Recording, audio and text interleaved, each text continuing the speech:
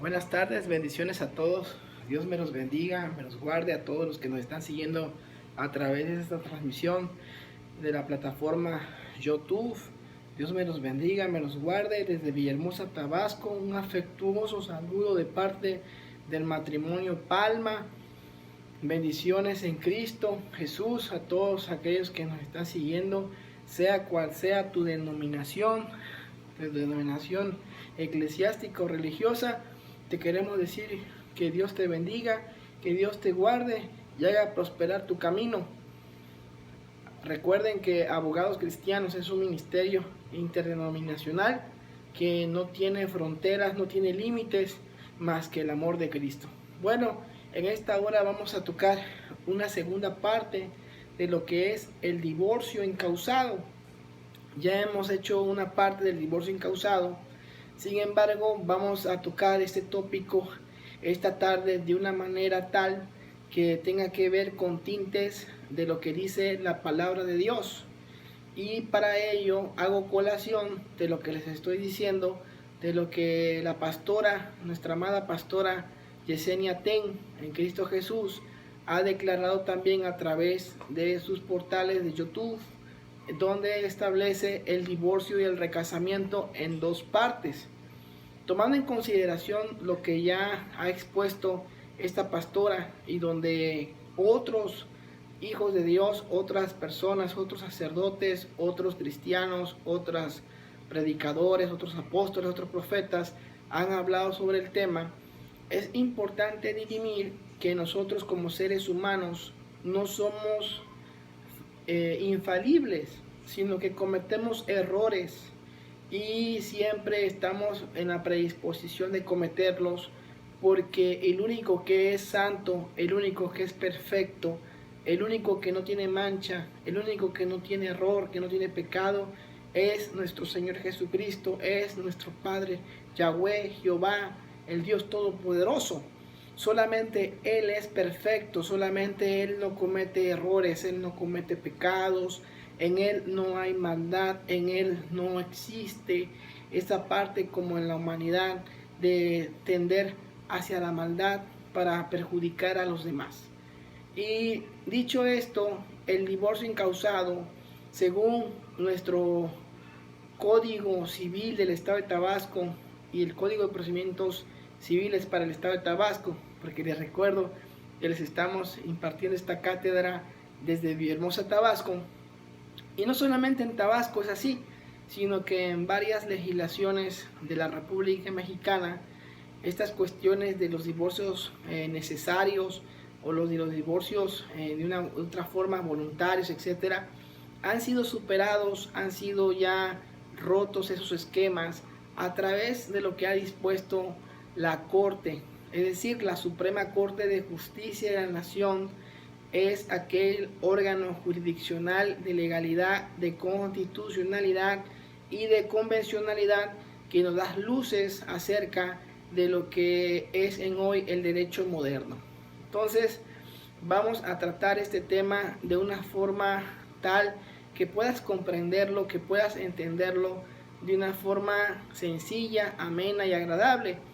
Y para empezar, tenemos que dar la introducción que el divorcio se da como consecuencia de un matrimonio que ha fallado, que se ha roto, que alguna de las dos partes, alguno de los consortes, alguno de los cónyuges ha decidido seguir su vida sola, su vida de acuerdo a estar fuera del contexto matrimonial que los unió, ya sea a través de una manera eclesiástica y a la manera civil.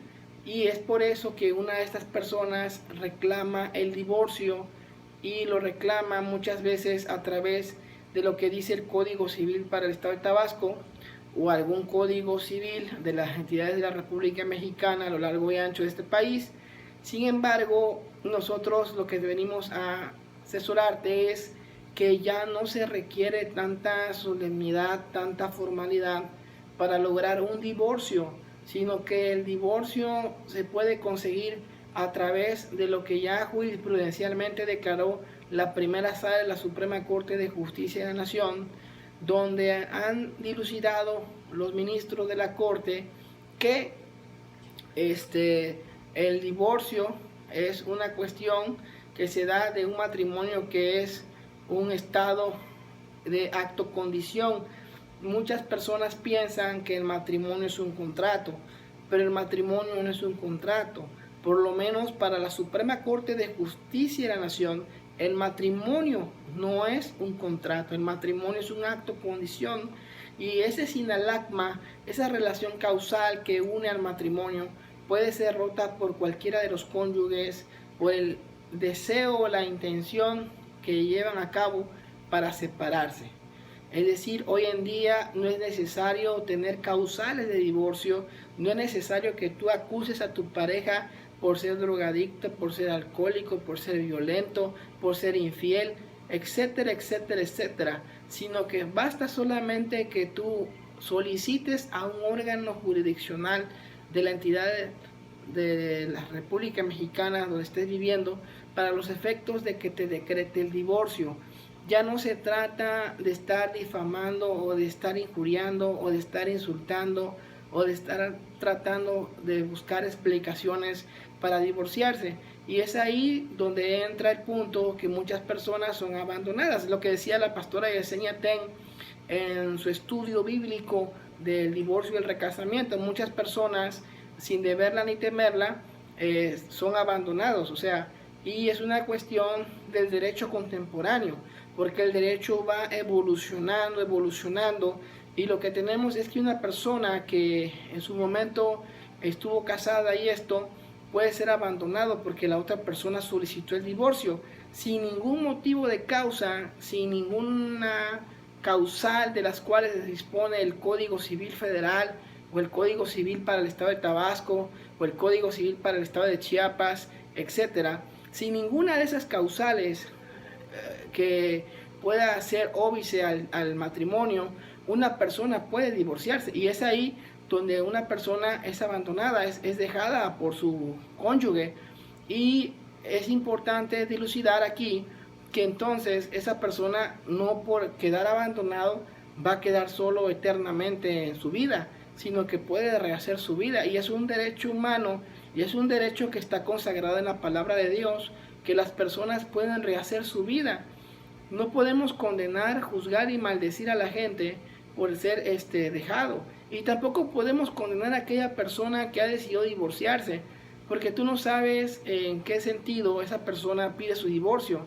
A lo mejor esa persona sufrió violencia, a lo mejor esa persona fue golpeada, fue vejada, fue humillada, a lo mejor esa persona ha sido violada, esa persona ha sufrido tantas cosas, y muchas veces los cristianos, por así decirlo, nosotros los cristianos somos muy criticones y muy juzgones a la hora de estar tirando piedra a las personas, y eso no debe ser así, sino al contrario, nosotros debemos abrazar a las personas, darles amor, darles comprensión que muchas veces no tuvieron en su matrimonio.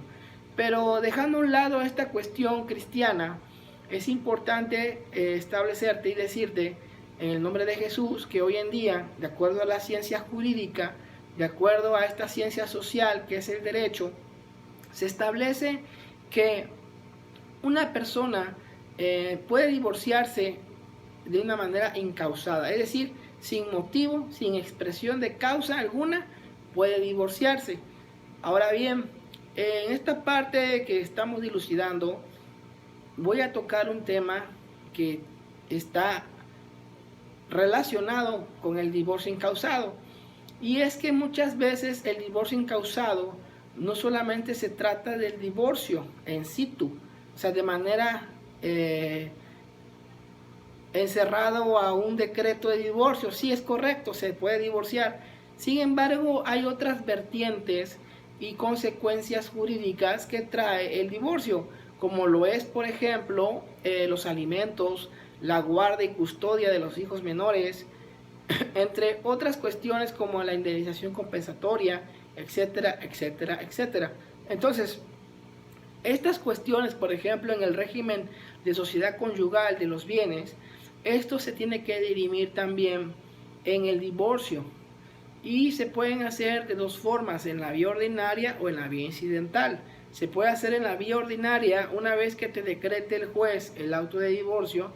Puedes en la vía incidental continuar el asunto para la cuestión de fijar los alimentos provisionales y definitivos de los hijos menores, y en este caso de la esposa, si en dadas circunstancias se prueba que la mujer tenga derecho a una indemnización compensatoria.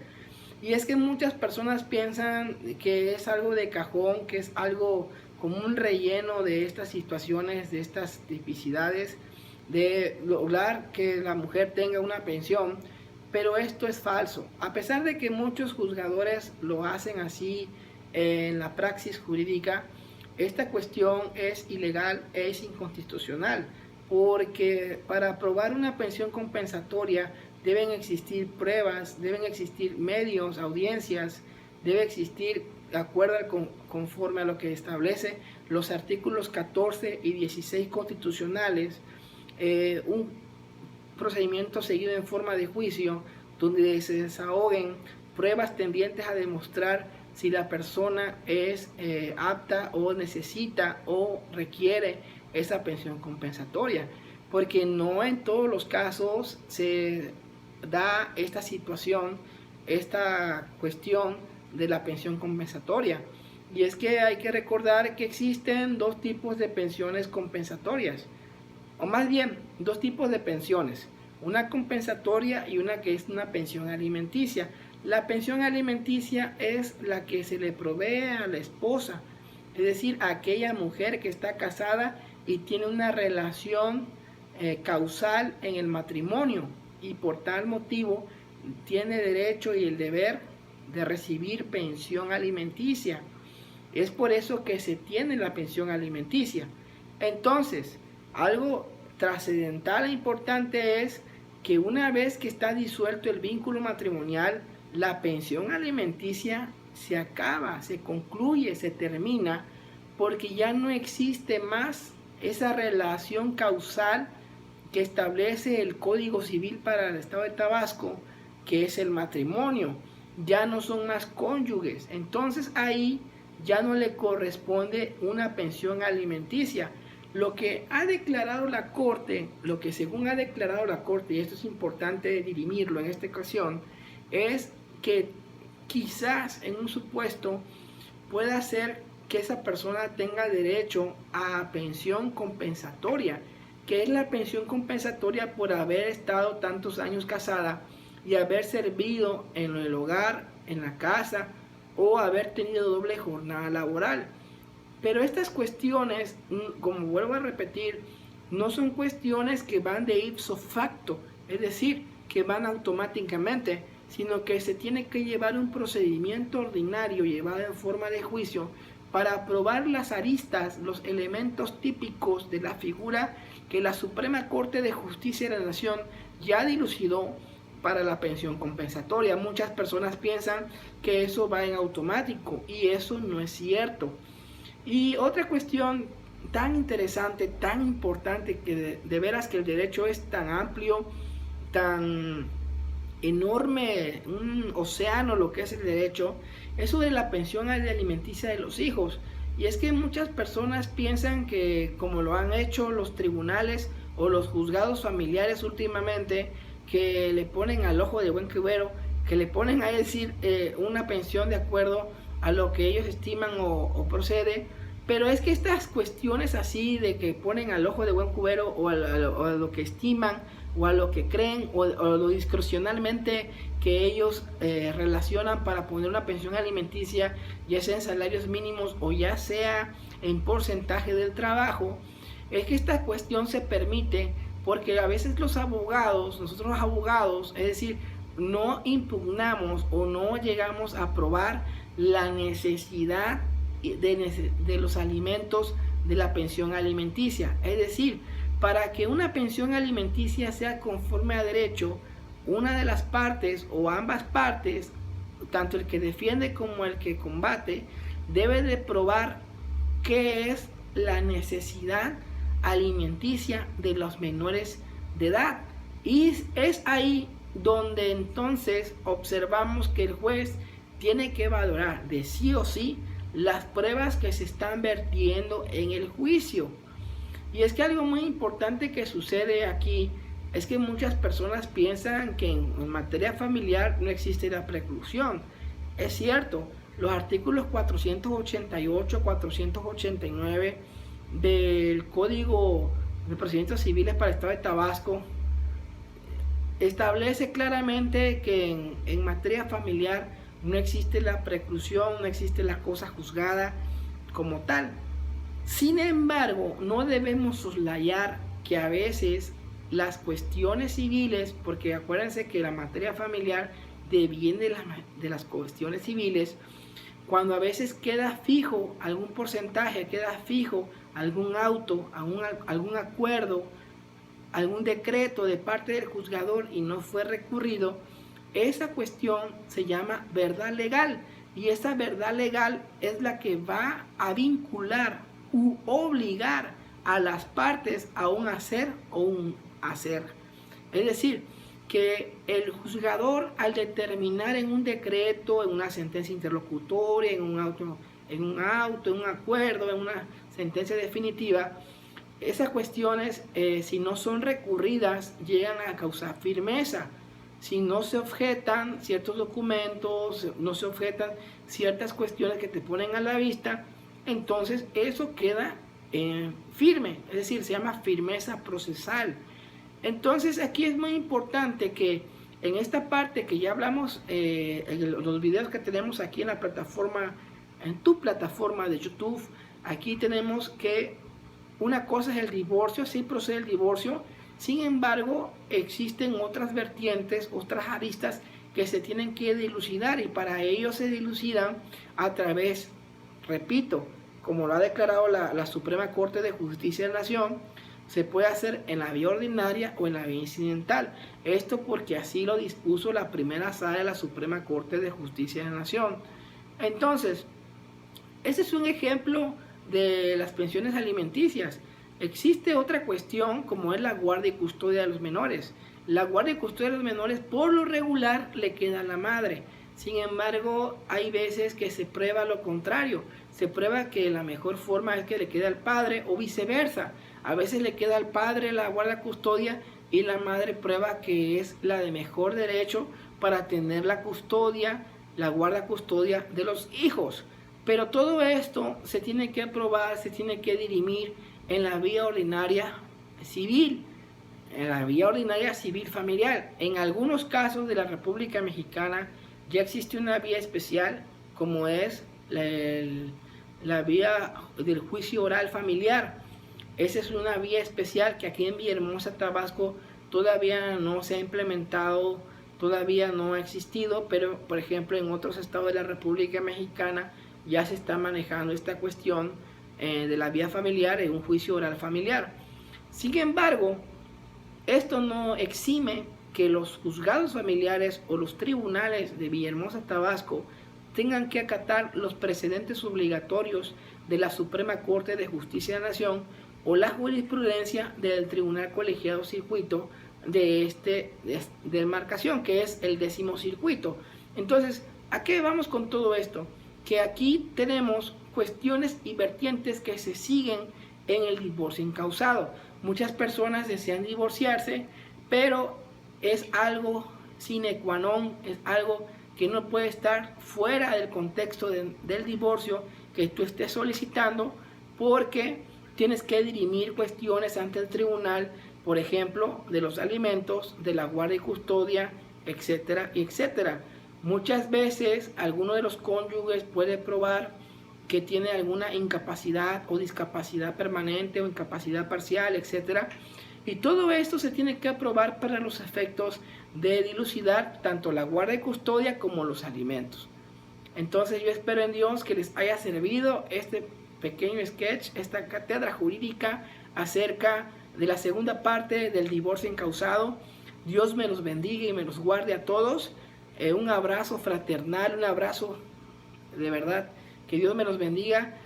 No olviden suscribirse, darle la campanita, suscribirse, para que pueda seguir recibiendo estas notificaciones y estos videos que hacemos con la mejor de las formas posibles para que puedas entender de una manera sencilla estas cuestiones en materia familiar. Y no solamente manejamos materia familiar, sino otras materias que estaremos viendo prontamente en esta plataforma de YouTube. No se olvide su amigo el doctor Walter Antonio Palma González, doctor en Derecho, maestro en Derecho Constitucional, licenciado en Derecho, con cédulas profesionales registradas ante el Poder Judicial Federal y el Poder Judicial Local. Bendiciones a todos. Nuestros números de Abogados Cristianos, bufete jurídico, Abogados Cristianos es 99 33 20 25 05.